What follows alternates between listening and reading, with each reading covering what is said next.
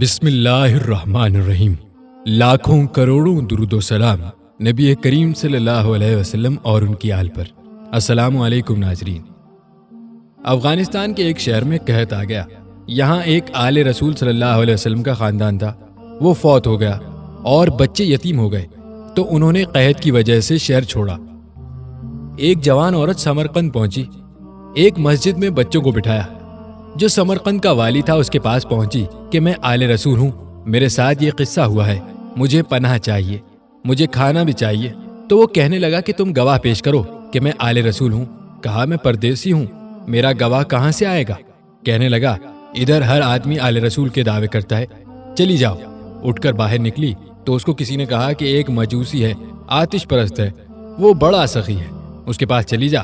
وہ عورت اس کے پاس چلی گئی، اس نے اس کا اکرام کیا، پھر اپنے گھر لایا، کھانا پانی میسر کیا۔ رات کو والی سمرقند نے خواب دیکھا کہ جنت میں اللہ کے نبی کھڑے ہیں اور ایک بڑا عالیشان محل ہے۔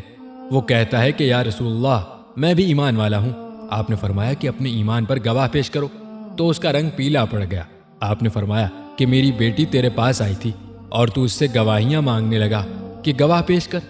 اسے ڈانٹ پڑی، جب آنکھ کھلی تو پسینے پسینے ہو گیا، سیدھا اس مجوسی کے دروازے پر گیا اور رونے لگا کہ یہ خاندان مجھے دے دے، منہ مانگی دولت لے لے۔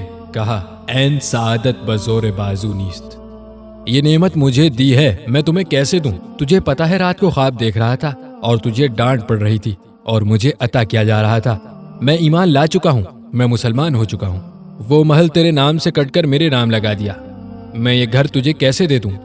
محل کے باہر تجھے ڈانٹ پڑ رہی تھی اور میں محل میں کھڑا کھڑا سن رہا تھا۔ پیارے بھائیوں، ہم امید کرتے ہیں کہ آپ کو ہماری آج کی یہ ویڈیو ضرور پسند آئی ہوگی۔